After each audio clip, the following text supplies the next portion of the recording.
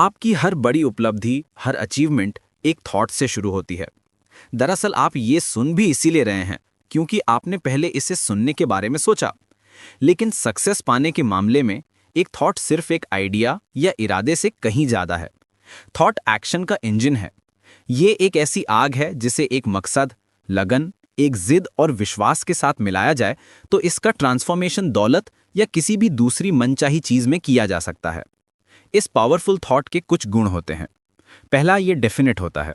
इसमें कोई प्लान भी नहीं होना चाहिए। आपकी निगाह किसी एक खास चीज पर टिकी होती है। दूसरा, ये पर्पसफुल होता है। आपके दिमाग में एक क्लियर गोल होता है, एक दिशा जिसमें आप चलने का डिसीजन लेते हैं। तीसरा गुण है परसिस्टेंस, यानी लगन। गोल हासिल करने के लिए चाहे जो भी जरूरत हो सब कुछ करने का नजरिया। और आखिर में बर्निंग डिजायर। जब डिजायर यानी आपकी चाहत काफी स्ट्रांग हो तो कोई भी रुकावट ऐसी नहीं होती जिसे पार ना किया जा सके। नेपोलियन हिल कहते हैं कि ये प्रिंसिपल्स नेचर के लॉस से जुड़े हैं। ये पूरी सृष्टि, ये यूनिवर्स एनर्जी और मैटर से बनी है। आपके विचार, आपके थॉट्स एनर्जी के इम्पल्सेस हैं। जब आप पैसा हासिल करने की डिजायर के थॉट इम्पल्स से शुरुआत करते हैं तो आप उसी चीज को एक्टिव कर रहे हैं जिसका इस्तेमाल नेचर ने इस धरती को और इस पर मौजूद हर फिजिकल चीज को बनाने में किया था।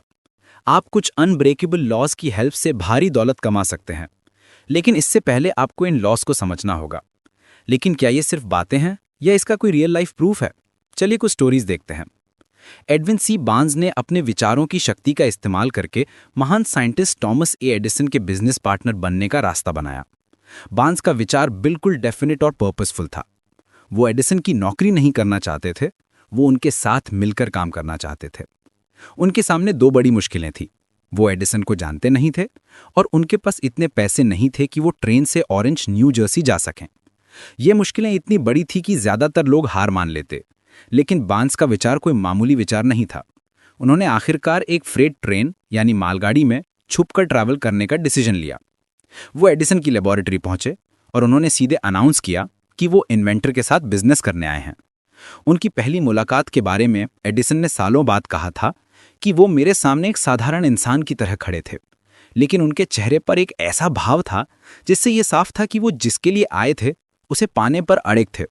मैंने इंसानों के साथ अपने अनुभव से सीखा है कि जब कोई इंसान सचमुच किसी चीज को इतनी गहराई से चाहता है कि वो उसे पाने के लिए अपना पूरा फ्यूचर दांव पर लगाने को तैयार रहता है तो उसकी जीत तय है।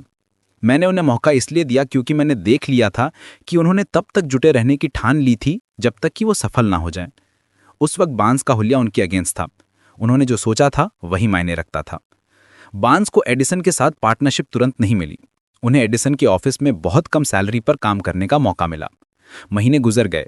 साफ तौर पर वो अपने उस बड़े गोल के जरा भी करीब नहीं पहुंचे थे, लेकिन उनके दिमाग में कुछ इंपॉर्टेंट हो रहा था। वो एडिसन के बिजनेस पार्टनर बनने की अपनी डिजायर को लगातार मजबूत बना रहे थे। साइकोलॉजिस्ट ने सही कहा है, जब कोई किसी चीज के लिए सचमुच तैयार होता है तो वो चीज सामने आ जाती है। बार्न्स तैयार थे। उन्होंने ये नहीं सोचा कि इससे क्या फायदा, मैं ये छोड़कर सेल्समैन बन जाता हूं, बल्कि उन्होंने कहा मैं यहां एडिसन के साथ मिलकर बिजनेस करने आया हूं और मैं इस गोल को हासिल करूंगा, भले ही इसमें मेरी पूरी जिंदगी क्यों ना लग जाए। जब अपॉर्चुनिटी आई तो वो एक अलग रूप में और एक अलग दिशा से आई।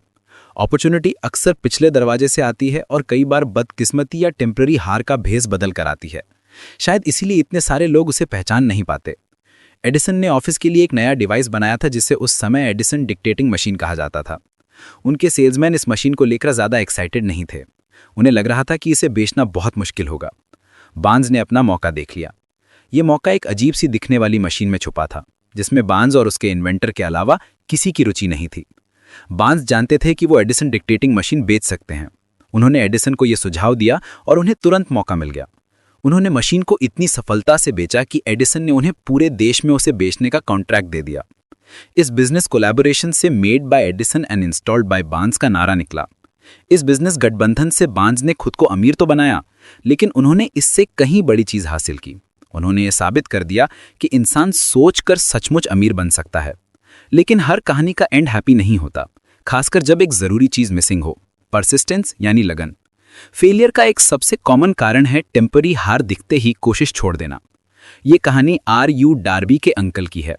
गोल्ड रश के दिनों में उन पर गोल्ड का बुखार चढ़ गया था। उन्होंने एक जमीन चुनी और काम में लग गए। उनका आइडिया डेफिनेट था, पर्पसफुल था और सोने की बर्निंग डिजायर से चल रहा था। कई हफ्तों की मेहनत के बाद उन्हें चमकता हुआ मिनरल मिला।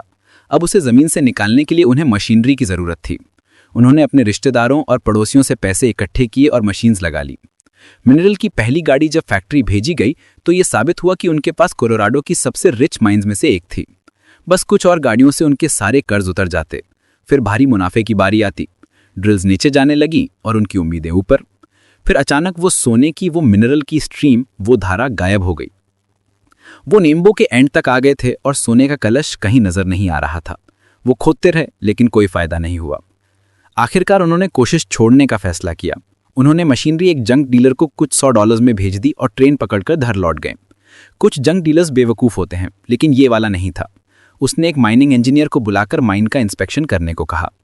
इंजीनियर ने बताया कि प्रोजेक्ट इसलिए फेल हुआ था क्योंकि मालिक फॉल्ट लाइन से अनजान थे। उसकी कैलकुलेशंस ने दिखाया कि जहां डार्बी और उनके अंकल ने खुदाई बंद की थी, वहां से सिर्फ 3 फीट दूर मिनरल की स्ट्रीम मिलनी चाहिए, और वो ठीक वहीं पर मिली। उस जंग डीलर ने उस माइन से मिलियंस ऑफ डॉलर्स का मिनरल निकाला, क्योंकि वो ये जानता था कि हार मानने से पहले एक्सपर्ट से सलाह ले लेनी चाहिए। डार्बी ने इस अनुभव से एक कीमती सबक सीखा। उन्हें याद था कि सोने से सिर्फ 3 फीट दूर रुकने की वजह से उन्होंने कितनी बड़ी दौलत गंवा दी थी। इसलिए अपने चुने हुए काम में उन्होंने इस एक्सपीरियंस का फायदा उठाया। जब वो लाइफ इंश्योरेंस बेचने के बिजनेस में गए तो उन्होंने खुद से एक सिंपल रूल बनाया। मैं सोने से 3 फीट दूर रुक गया था, लेकिन जब मैं लोगों से इंश्योरेंस खरीदने के लिए पूछूंगा और वो नो कहेंगे तो मैं कभी नहीं रुकूंगा। सफलता पाने से पहले ज्यादातर लोगों को कई टेम्पररी हार का सामना करना पड़ता है। जब हार सामने हो तो सबसे आसान काम उसे छोड़ देना लगता है, लेकिन मत भूलिए कि विपत्ति में सफल होने के लिए लगन यानी परसिस्टेंस ही चाबी है। 500 से भी ज्यादा अमेरिका के सबसे सफल लोगों का दावा है कि उन्हें सबसे बड़ी सफलता उस पॉइंट से बस एक कदम आगे मिली जहां हार ने उन्हें पकड़ लिया था। फेलियर बहुत चालाक होती है। वो किसी इंसान को तब गिराकर बहुत खुश होती है जब सक्सेस बस एक हाथ दूर होती है। तो विचार जब उसमें एक डेफिनेट मकसद और लगन जुड़ जाती है तो वो एक पावरफुल फोर्स बन जाती है। हेनरी फोर्ड ने जब V8 मोटर बनाने का डिसीजन लिया तो उन्होंने एक ऐसा इंजन बनाने का सोचा जिसके 8 सिलेंडर एक ही ब्लॉक में हों। उन्होंने अपने इंजीनियर्स को इंजन डिजाइन करने को कहा। डिजाइन कागज पर बन गई, लेकिन इंजीनियर्स को यकीन था कि एक पीस में 8 सिलेंडर का गैस इंजन ब्लॉक बनाना इम्पॉसिबल है। फोर्ड ने कहा, फिर भी इसे बनाओ। उन्होंने जवाब दिया, लेकिन ये इम्पॉसिबल है। फोर्ड ने ऑर्डर दिया, आगे बढ़ो और तब तक काम में लगे रहो जब तक तुम सफल ना हो जाओ, चाहे इसमें कितना भी समय क्यों ना लग जाए। इंजीनियर्स आगे बढ़े। 6 महीने गुजर गए, कुछ नहीं हुआ। 6 महीने और बीत गए, कुछ नहीं हुआ। इंजीनियर्स ने हर पॉसिबल प्लान आजमा कर देखा, लेकिन ये इम्पॉसिबल ही लग रहा था। साल के एंड में फोर्ड ने इंजीनियर्स से फिर बात की और उन्होंने फिर से बताया कि वो उनकी आइडिया को सच करने का कोई तरीका नहीं खोज पाए हैं। जुटे रहो, फोर्ड ने कहा, मैं इसे चाहता हूं और मैं इसे पाकर रहूंगा। वो जुटे रहे और फिर जैसे जादू से राज उनके सामने आ गया। फोर्ड का संकल्प, उनकी परसिस्टेंस एक बार फिर जीत गई थी।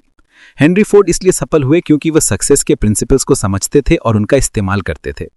इनमें से एक है डिजायर, ये जानना कि आप क्या चाहते हैं।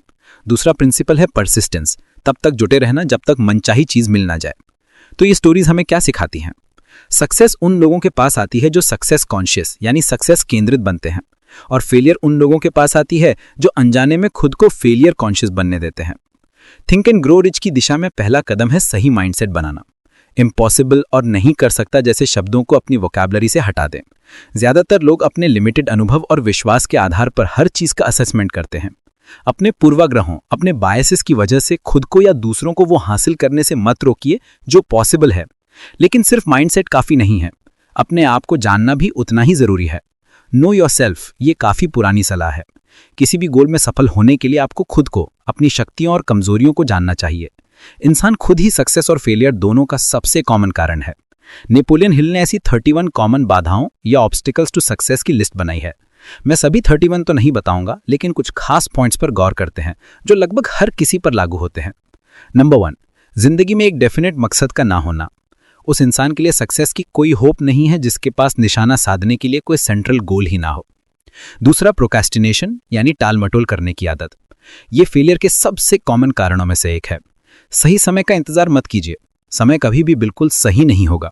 वहीं से शुरू कीजिए जहां आप खड़े हैं, और जो भी टूल्स आपके पास हैं उनसे काम शुरू कर दीजिए। तीसरा, लैक ऑफ परसिस्टेंस। हम में से ज्यादातर अच्छे स्टार्टर्स होते हैं, लेकिन शुरू किए हुए काम को फिनिश करने में फेल हो जाते हैं।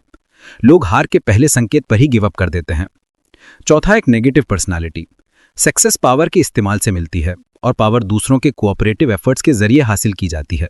एक नेगेटिव पर्सनालिटी लोगों को कोऑपरेट करने के लिए इंस्पायर नहीं करता। और पांचवा, द 6 बेसिक फियर्स, 6 बुनियादी डर। इन 6 डरों को Napoleon Hill the 6 ghosts of fear कहते हैं। ये 6 भूत हैं जो हम सबको किसी न किसी समय परेशान करते हैं, और अगर आप उन पर काबू नहीं पाते हैं तो वो आपके आगे बढ़ने के रास्ते में हमेशा खड़े रहेंगे। ये 6 डर हैं। पहला, गरीबी का डर, द फियर ऑफ पॉवर्टी।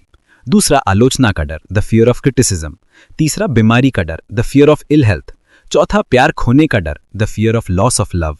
पांचवा, बुढ़ापे का डर, the fear of old age. और छठा, मौत का डर, द फियर ऑफ डेथ। ये सारे डर एक मानसिक अवस्था, एक स्टेट ऑफ माइंड से ज्यादा कुछ नहीं है। इंसान की स्टेट ऑफ माइंड कंट्रोल और डायरेक्शन